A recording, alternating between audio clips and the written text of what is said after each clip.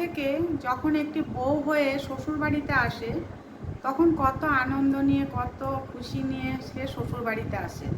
বিয়ের আগে চলে একরকম, বিয়ের পরে চলে একরকম, বিয়ের পরে একরকম চলে, তারপর সন্তান হওয়ার পরে আর এক রকম চলে। তাই যখন একটি মেয়ে বিয়ের পরে সংসার করতে থাকে তখন একরকম চলে, যে তাদের সংসারের ধরন ধারণ বুঝতে বুঝতেই তাদের অনেকটা সময় লেগে যায়। কেননা বাপের বাড়ির পরিবারে দেখে আসে একরকম, শ্বশুর বাড়ির পরিবারে দেখে আসে একরকম। তাই যখন সেই মেয়েটি প্রেগনেন্ট হয়, বিয়ের কয় মাস পরেই হোক, কয় বছর পরেই হোক, যখন প্রেগনেন্ট হয়, বড়লোক বাড়ি আর চাষবাসালা বা গরিব বাড়ির মেয়েদের কথা আমি তুলনা করছি। যে যখন একটি বড়লোক ঘরের মেয়েকে যখন চেক আপে নিয়ে যাচ্ছে, প্রেগনেন্ট হয়েছে পরে, তখন মাসে মাসে চেক আপে নিয়ে যাওয়া হচ্ছে তাকে, কেমন আছে বেবি, কিভাবে আছে। তখন মায়ের খুব যত্ন, এই দুধ খাওয়ানো, ফল খাওয়ানো, হরলিক্স খাওয়ানো, কমপ্ল্যান খাওয়ানো, নানা রকম খাবার দাবার দেওয়া। সেই বড়লোক বাড়ির বউটিকে কিন্তু টাইমে টাইমে ফল খাওয়ানো, তাদের দুধ খাওয়ানো, হরলিক্স খাওয়ানো সবই দিত। কিন্তু একটি চাষি বা একটি গরিব ঘরের বউ যখন প্রেগনেন্ট হয়, সেই সময় সে কিন্তু কিছুই পায় না। বরং সে মাসে মাসে চেক আপেও যেতে পারে না। গাড়ি তো দূরের কথা, ট্রেনে করে, তাদের বাসে করে, তাদের হয়তো যদি 6 মাসে 9 মাসে হয়তো একদিন সরকারি হাসপাতালে কার্ড করে চলে আসলো। তারপরে তাদের দিন চলতে থাকে। যখন তাদের বেবি হওয়ার সময় হয়, তারা ট্রেনে করে গিয়েই হয়তো বেবি হয়ে আবার চলে এসে সেই সংসারে হাল ধরতে হয়, আবার সেই ভাতের হাঁড়ি নামাতে হয়, আবার ধানের হাঁড়িও নামাতে হয়, চাষবাসও দেখতে হয়, কেননা চাষির পরিবার। তারপরে একটি গরিব ঘরের পরিবার, সে হয়তো কাজে বেরিয়ে যেতে হয় সেই ছোট্ট বেবিকে রেখে। কেননা তাদের সংসার দেখার কেউ নেই। সংসার দেখার জন্য হয়তো সে, তার স্বামী আছে, তার হয়তো আরও ছোট ছোট বাচ্চা আছে, তাদেরকে দেখতে হবে, খাওয়াতে হবে, পড়াতে হবে। তাই সে সে যে প্রেগনেন্ট ছিল, তার যে কষ্ট হচ্ছে সেদিকে সে তাকাতেই পারে না। ওদিকে বড়লোক ঘরের বউটি, সে তো ভাবছে মনে মনে যে আমার বেবি হয়েছে, এখন আরও আদর।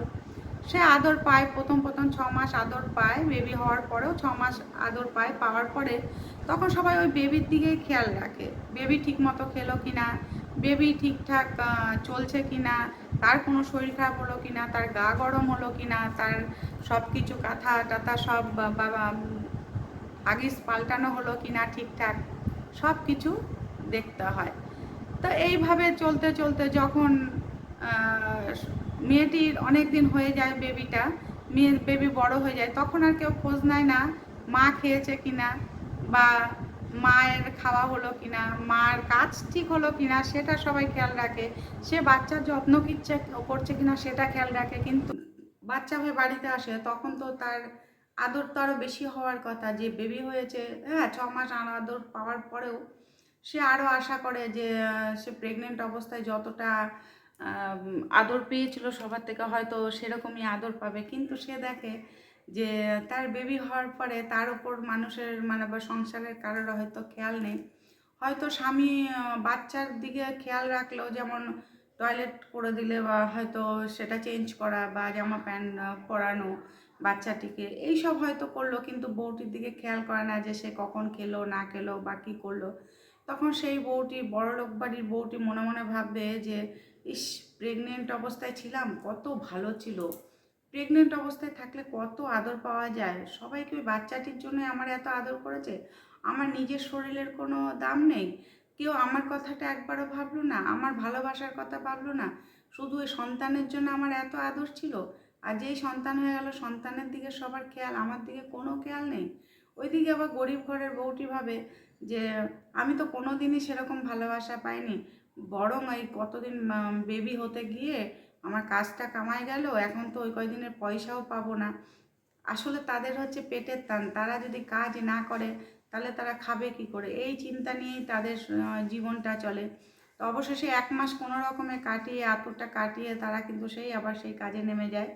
কিন্তু বড়লোক ঘরের বউদের কিন্তু সেটা করতে হয় না। সংসারের হয়তো বাচ্চার রান্নাবান্না বা বাচ্চার খাওয়ানোর ব্যবস্থা করা, বা পরিবারের যে 2 3 জন 4 জন 5 জন যাই থাকুক, তাদের হয়তো দেখাশোনা করা, এইটুকুতেই বড়লোক বাড়ির বউরা হাঁপিয়ে যায়। আবার কিছু কিছু বাড়ির বউদের তো তাও দেখতে হয় না, তাদের বাড়ি আবার লোকজন আছে, তাদের বাড়ি দেখাশোনা করারও লোক আছে, কাজেরও লোক আছে।